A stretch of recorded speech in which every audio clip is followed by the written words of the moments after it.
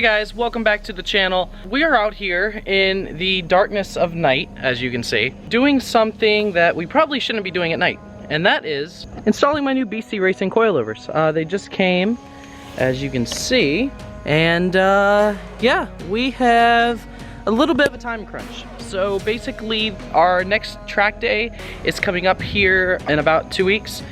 So we are trying to cram a bunch of stuff in basically in a week. So we're trying to get BCs installed, the Voodoo rear trailing arm or toe arms installed, and a bunch of other stuff like alignments and before our track day. So I am stuck out here at 2 in the morning installing coilovers. Yay. But I'm gonna show you guys how to do them. It's very, very simple. So let's knock it out. All right, first thing you're gonna wanna do is go ahead and pop your hood. So we are gonna start on the fronts. So we're gonna take these beautiful wheels off the front. And but first, you gotta pop the hood because you gotta take the strut bar off. So strut bar's gotta come off. Once the strut bar comes off, we can get to the bolts that are underneath. All right, now that we got the strut bar off, we've gained access to the top of the strut bolts. So now we're gonna go ahead, lift up the car and take the wheel off.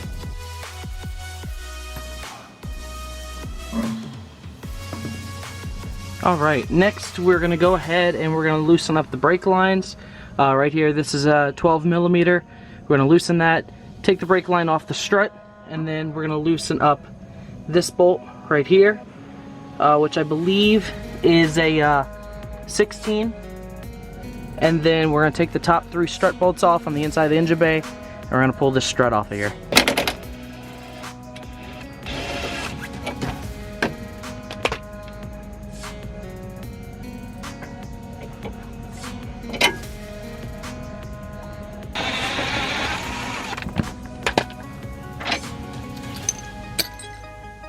Alright guys, so we got this off the side.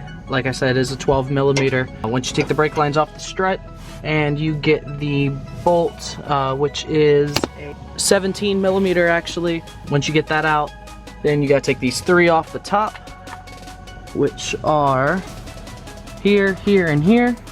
Those are 3 12 millimeters. And then once you take that off, the strut will be free and we should be able to pull it out of here. You might have to put a little bit of pressure down on the LCA, that way we can lift it off of this this little bit of lip here. But that's just because I do have Mega Mantis with stock suspension. You wouldn't have to worry about that. So the Mega Mantis does make this a little bit more difficult, but we'll get it out.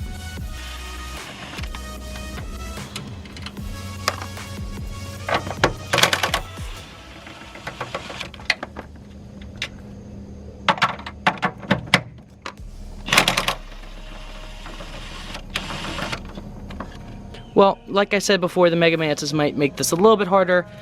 There's too much pressure being put on the lower control arm, so I'm actually going to have to disconnect the lower control arm from the knuckle, drop the lower control arm, swing the knuckle out, and that way I can pull the strut off the car. So, no biggie. I just got to turn the wheel so that way I can get to the bolt that is literally right back there. Alright, so we've got the knuckle disconnected from the lower control arm, as you can see. The only thing left is to take off this, I think it's a 14 millimeter. It's just the sway bar link, and then this entire lower control arm will drop, allowing us to take the strut off.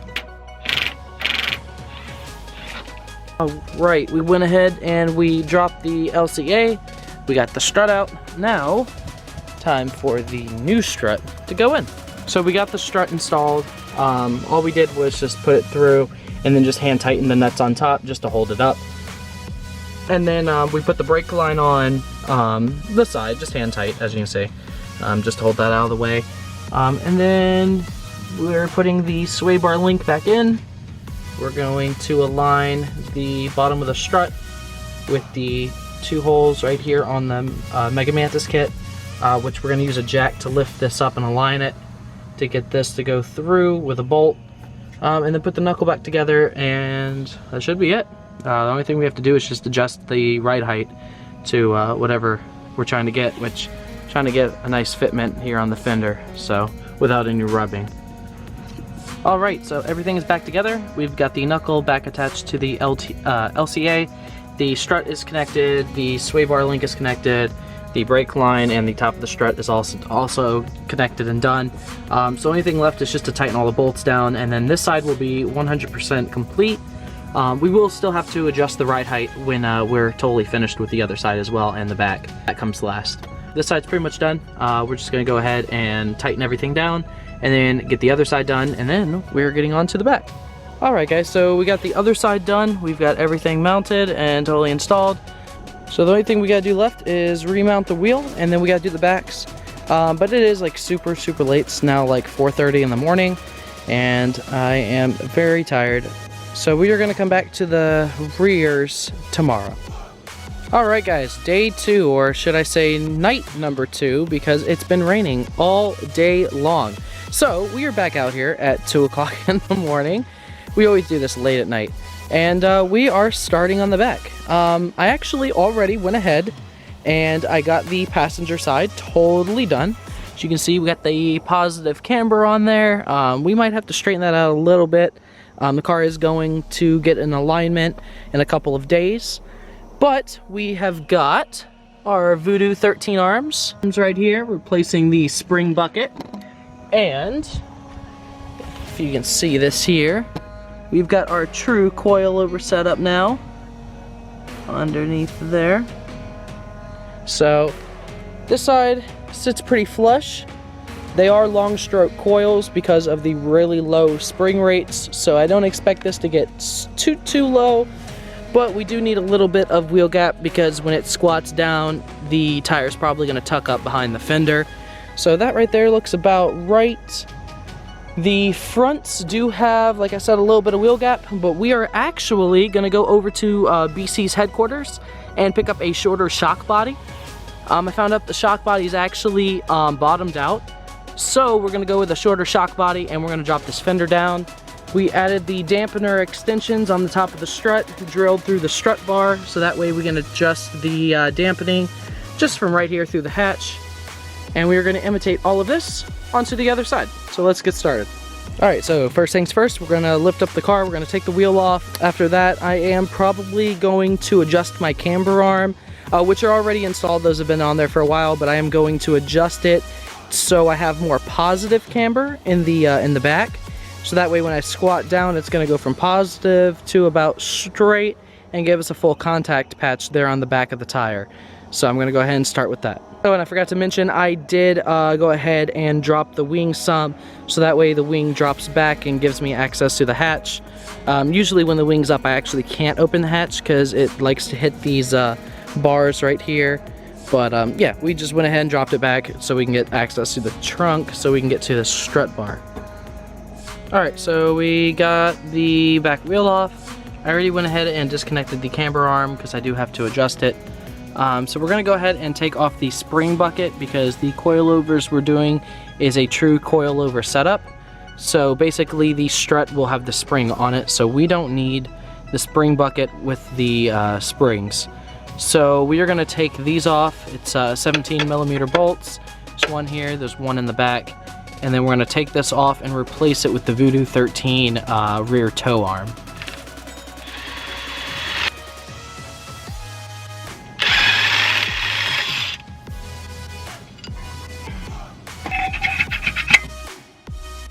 We have got the rear spring bucket out. As you can see, that's where it plugged into, and also right here. So we're gonna go ahead and get the Voodoo arms, which are right here.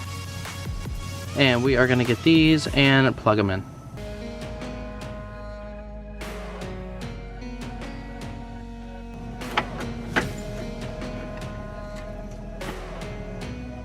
Alright, so the Voodoo 13 arms are in. The camber arm is still dangling. I'm just going to do that last. That way the pressure is off the knuckle from the strut. So now we are going to disconnect the strut. There is I believe it's a 17 on the side of the bottom of the strut. And then there is two 14s. I'm sorry, two 12s at the top of the strut, and then that's pretty much it. You hit this part at the bottom with a hammer, and it will literally just fall right off. Okay.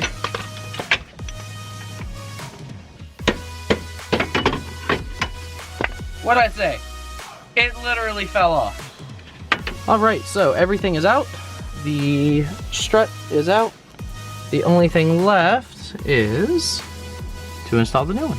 The only thing left to do is I've got to drill the holes first for the dampening extensions on the new BCs.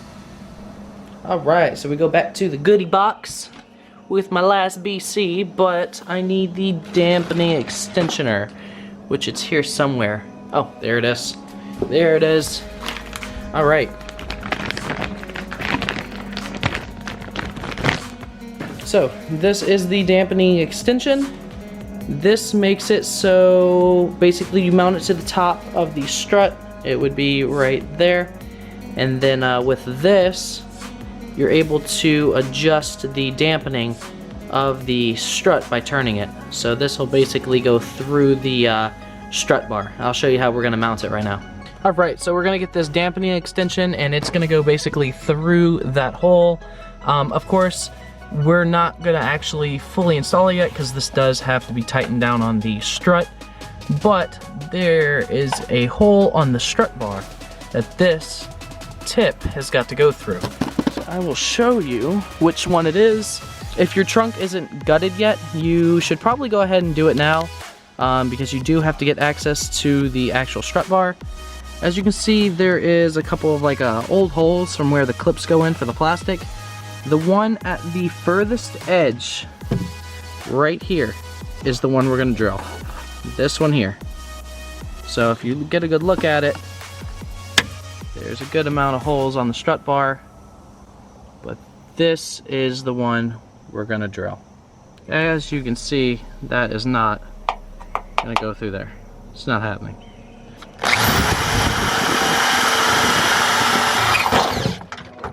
Alright, so we got the hole drilled through.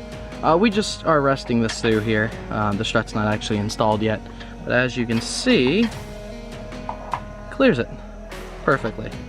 So it's gonna sit just like the other side over there. It's gonna poke out a couple inches so that way we can reach through and basically adjust the BCs from the inside of the car. Extensioner goes on, and then if you can see right there, there's a little Allen key. And BC is kind enough to include an awesome little Allen key with it. And you just tighten it down. All right, so we have the strut together. We're gonna go ahead and install it, and we're gonna put the dampener, extension dampener, through that hole right there.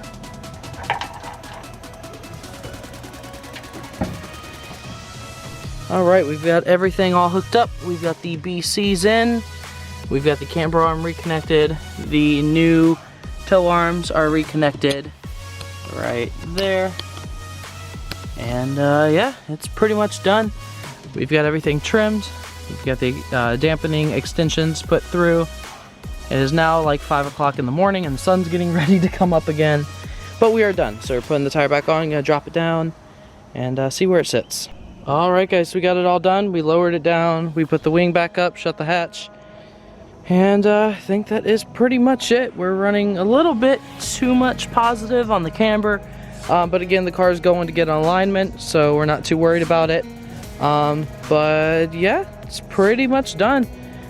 It's not too hard. You just got to make sure that both sides are done the same way. So want to make sure that both sides are the same height and that it's decent enough on the alignment so you can drive it to a shop to get a proper alignment. But yeah, other than the springs and height goes, we're now about a finger in gap, but this hasn't even settled yet, so we'll be a little bit lower. But we are running super low spring rates, so under load, the fender should probably drop down to the middle of the sidewall, which will give us more grip in the back, and it'll go from a positive camber out to a straight camber. So we'll see how that looks on the track on the 22nd. So yeah, that's pretty much it, guys. I hope this install video helped you out a little bit. Shows you how to do the BCs, how to do the tow arms, how to do some other stuff, and like drilling the holes in the strut bar. Not too many people have actually gone over that. But yeah, hopefully this helped you out. Hopefully everything's gonna work pretty good and feel a lot better than the old iBox I had on the car. And I'm excited to drive it on the track and see how much more grip I'm getting out of the back between that and the 265s, and everything working together. It should feel like a totally different car. So I hope everything helped you out, and I hope you guys enjoyed the vlog. Please comment, like, and subscribe, and I will see you guys in the next video.